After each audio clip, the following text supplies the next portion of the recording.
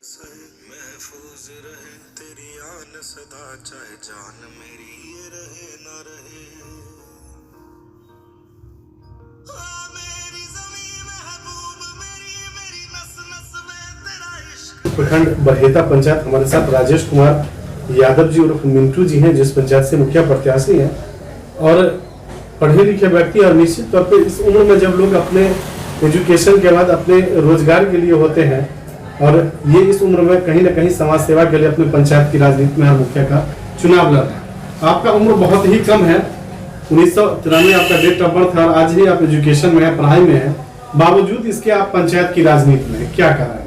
जिस उम्र में लोग रोजी रोटी की तलाश करते हैं, आप कहीं ना कहीं जनता के लिए समर्पित है और समाज सेवा की भावना से पंचायत की राजनीति। देखिए, शुरू से ही जो है ना मेरा लगाव जो है ना सामाजिक कार्यों में बहुत ज़्यादा रहा। तो उस परिस्थिति में जब मैं इस बात को समझने लगा जो पंचायत में जो है किस ढंग की गतिविधि हो रही है, तो थोड़ा सा इंटरेस्ट लेने लगा। वैसे मेरा परिवार जो है ना पहले से ही राजनीति से जुड़ा रहा। वर्तमान में जो स्थिति है, हमारे जो वर्तमान में मुखिया जी हैं, उनकी कार्यशैली हो, उनका व्यवहार हो, सभी बातों से कम जो सभ्य लोग हैं उन्हें तो पसंद नहीं होगा। और अभी वर्तमान में स्थिति देख लीजिए, सबसे गंदा आदत है घर घर में लड़ाई करवाते हैं। ये सबसे गंदा आदत है उनका। तो फिर वो सामाजिक लोग कैसे हो? नहीं, सामाजिक लोग नहीं है जो लोग ये काम करवाते हैं निश्चित तौर पर वो समाज के लायक। पहली बार जब वो चुनाव जीत के आए थे तो उन्होंने तरह तरह का वादा किया था। मतलब एक तरह से होता है ना, कसम खा करके, अब बहुत गंदा कसम खा के वादा किया था। और जब चुनाव बीत गया, वही मुखिया जी के व्यवहार में एकाएक चेंज आया। प्रताड़ित हो रहे हैं लोग, कहने का मतलब प्रताड़ित हो रहे हैं। अभी जो वर्तमान में हम मुखिया प्रत्याशी हुए हैं, हमको लगता है जो वैसे तो मर्जी से होती है, लेकिन हमारे गांव के लोगों का हम अभी शुक्रगुजार हैं जिन्होंने मुझे चुना और उन्होंने मुझ पर विश्वास करके मुझे कहा जो नहीं आप प्रत्याशी। आपका और आपके परिवार का व्यवहार रहा है जिस वजह से आज पंचायत की राजनीति में आप पहली बार कदम रखे और लोगों का समर्थन मिल रहा है। वो तो मान लीजिए गांव के लोग, जनता बताएंगे। लेकिन जहाँ तक सुनने में, मैंने अपने दादाजी को नहीं देखा, लेकिन सुनने में आया है जो मेरे दादाजी भी बहुत सहयोगात्मक थे। हमने अपने चचा जी को देखा। मेरे पिताजी तो बचपन से ही बीमार हैं, जब मैं जन्म लिया तब से ही प्रयास किया। मेरे पास आर्थिक कमजोरी रही सब दिन, लेकिन ये प्रयास किया जो मैं कभी व्यवहारिक सामाजिक इसमें कोई नहीं। आज भी आपके पंचायत में सबसे गंभीर समस्या क्या है जिसका समाधान विगत 5-10 वर्षों में नहीं हो पाया? सबसे गंभीर समस्या अगर देखिएगा तो पूरे पंचायत में जल जमाव। एक बारिश हो जाती है, आपको कोई ऐसा सड़क नहीं मिलेगा, कोई ऐसी सड़क नहीं मिलेगी जहां जल जमाव नहीं होगा। और मुखिया जी के आने से इतना ज़्यादा भ्रष्टाचार व्याप्त हो गया। आप ले लीजिए इंदिरा आवास, 20,000 घूस, ऊपर से 17,000 मनरेगा का, तो 35 से 40। हाँ, 40,000, 2,000 रुपया शौचालय, ऊपर से 500 वार्ड मेंबर को। नहीं समझे?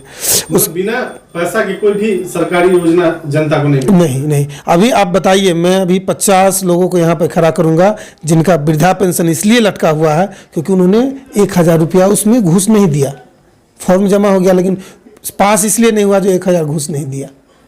तो ये जो वादा करते थे चुनाव के समय, शायद सबको भूल जाते चुनाव जीतने के बाद। कुछ लोग देखिए, जो सिद्धांतिक लोग होते हैं ना, कुछ लोग सिद्धांत, उनका मुखिया जी से कुछ उस ढंग का बातचीत भी हो गया। जो आपने वादा किया था इसके मैंने आपको चुना, आज के डेट में आप इस ढंग का जो कर रहे हैं अच्छी बात नहीं है। लेकिन वो अपने में मस्त है, कहीं कोई दिक्कत नहीं है। आपके पंचायत में शौचालय का लाभ लोगों को मिला है? जो महादलित वर्ग के लोग हैं, हाँ, उनके यहाँ सार्वजनिक शौचालय बना है? आप बगल में आप भट्टी चौक पर महान जाति के लोग हैं, आप यहाँ से गुजरेंगे तो उनके घर को देखेंगे, हमको लगता है जो फूस भी रहने लायक नहीं है उनके लिए। अभी उनसे बात कीजिएगा तो पता चले। शौचालय तो दूर की बात है, वो लोग पैसा नहीं दे पाए इसलिए आवास का लाभ नहीं मिल पाया, सीधी बात। और दूसरी बात क्या है, एक नया फॉर्मूला ही लोग आवास में चलाते हैं। जैसे मेरा नाम राजेश कुमार हुआ ना, तो मेरे नाम से आवास आया, और मेरे ही वार्ड में अगर किसी का नाम राजेश कुमार है तो ये लोग जो है ना उनसे बातचीत करेंगे। बनाई नहीं जे 40,000 देवे के होते से ई नाम, तोरो नाम राजेश है तो तुमको ऐसा 50 केस में ला के दूंगा आपको, 50 से ऊपर केस ला के दूंगा। कुल मिला के इनका जो लीजन रहा है भ्रष्टाचार से भरा है। भ्रष्टाचार तो बहुत छोटी चीज़ हो गई, समझ गए ना। मतलब मेरे कहने का मतलब जो पंचायत को जो है ना लूट करके अपना बर्बाद कर दिया। पंचायत विकास नहीं किया, आपने निजी विकास किया। निजी विकास किए हैं।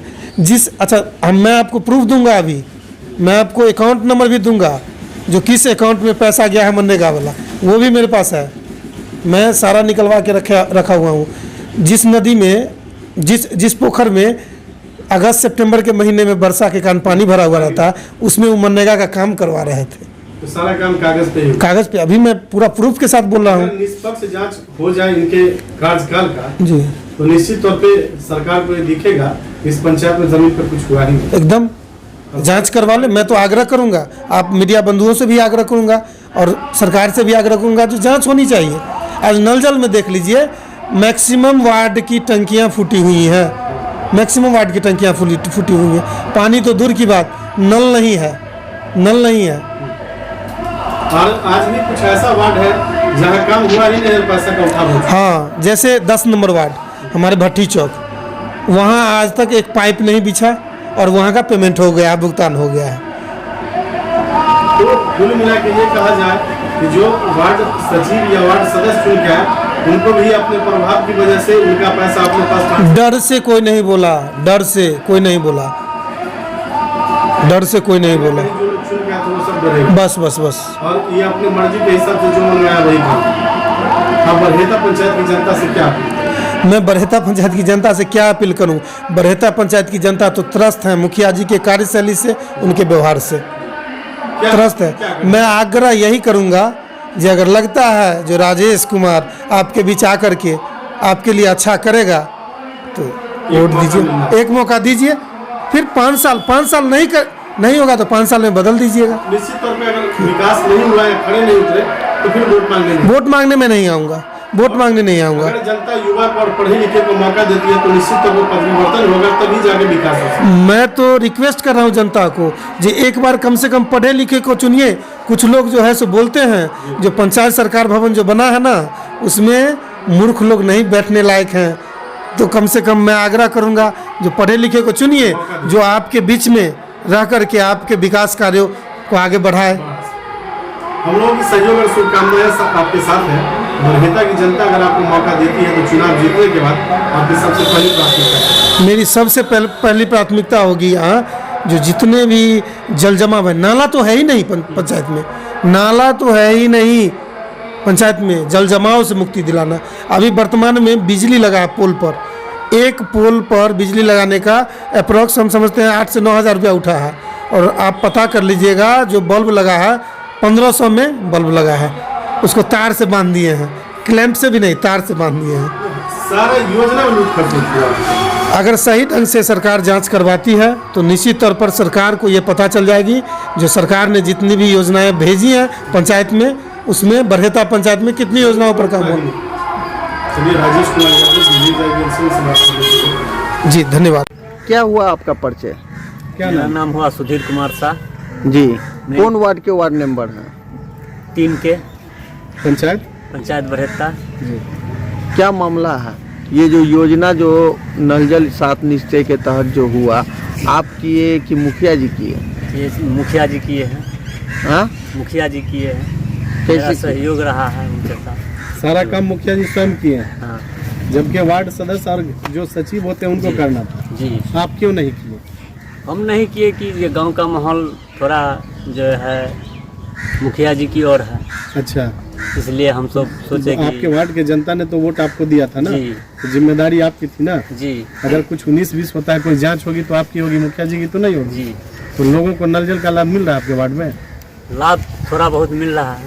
तो फिर पैसा सारा खत्म हो गया पैसा तो खत्म हो गया। और थोड़ा बहुत लाभ मिल रहा है।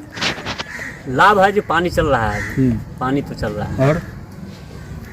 और थोड़ा अभी जो है फिलहाल में टंकी फूटा हुआ है, तो फिर पानी कैसे चल रहा है? पानी है जो उसको है डायरेक्ट चल रहा है, हाँ, स्टोरेज डायरेक्ट नहीं हो रहा है। नहीं, टंकी नहीं बदलवाए?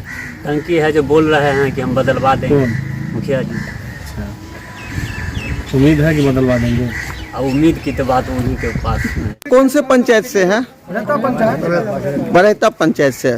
सब लोग अलग अलग वार्ड से हैं? हाँ, अलग अलग। कौन कौन वार्ड से हैं बताइए। और आप? 13 सभी नल जल का लाभ मिल रहा है, पानी का लाभ मिल रहा है आप लोग को? नहीं मिल रहा है। शौचालय का लाभ मिला है? नहीं, अभी तक बना हुआ सीट अब रखाया भी नहीं, सब पैसा आवास का नहीं, अब आधा भी नहीं मिला है। नहीं। सर आवास में हम वार्ड मेंबर हैं, हमारा नाम जगदीश भंडारी हुआ। ये पीएम मोदी का जो आवास जो मैंने दिया सरकार, उसमें जो मजदूरी का पैसा 17,000 जो मजदूर को मिलना चाहिए वो सर सब पैसा निकाल लिया, घोटाला हो गया सर। और हम लोग दमंग आदमी है मुखिया, और हम लोग कहते हैं वार्ड मेंबर हैं, हम लोग का बात का वैल्यू नहीं किया आज तक, इसीलिए हम लोग आवास का लाभ मिला है? प्रधानमंत्री आवास का मिला, आवास का लाभ मिला, मगर उसका मजदूरी जो है सो मुखिया निकाल लिया। 17,000 मनरेगा के तहत निकाल लिए। हाँ, मजदूरी का 17,000 जो मजदूरी देता है, 17,000 मजदूरी पैसा तो आपके अकाउंट में आती है, तो फिर कैसे वो निकाल लेंगे? वो वहाँ से हेरा फेरी करके निकाल लिया सर। वहाँ से हेरा फेरी जैसे मनरेगा का काम होता है ना सर, तो उसमें उसका जो पैसा जो आता है मनरेगा का, तो उसी वही लेबर कार्ड लगा के, और इंदिरा आवास का एक ही माने कोड वर्ड जो होता है सो एक ही होता है, वो कोड वर्ड जैसे लेबर पर लगा के और उसको पैसा भेजवा दिया और पैसा उठा लगा के निकलवा लिया सर। अच्छा, ये बताइए कि खुलेआम जो है प्रधानमंत्री आवास में वो पैसा लेते हैं, शौचालय में भी पैसा लेते हैं, ये सही बात है क्या? जी एकदम जो शुल्क नहीं देते हैं उनको आवास नहीं मिलता है? जी नहीं। जी नहीं। कितना शुल्क लेते हैं? 20,000 से कम नहीं लेते हैं। 20,000 रुपया उनका एकदम फिक्स बना हुआ है। 15-20,000 हर व्यक्ति से लेते हैं, तभी उनको मतलब जो आवास का लाभ मिलता है। तभी देते हैं। अच्छा, ये बताइए कि आपके पंचायत में 7-8 कैंडिडेट खड़े हुए हैं, इनमें से सबसे अच्छे कैंडिडेट कौन है? राजेश कुमार यादव। युवा है, बहुत ही बेहतर कैंडिडेट है, ईमानदार है, जी। अच्छे तरह के लोग हैं, पढ़े लिखे शिक्षित हैं, जी। समाज के प्रति हमेशा 24 घंटा तत्पर रहते हैं। हम लोग उनके साथ हैं, युवा सब साथ हैं। मिंटू भैया जिंदाबाद, मिंटू भैया जिंदाबाद।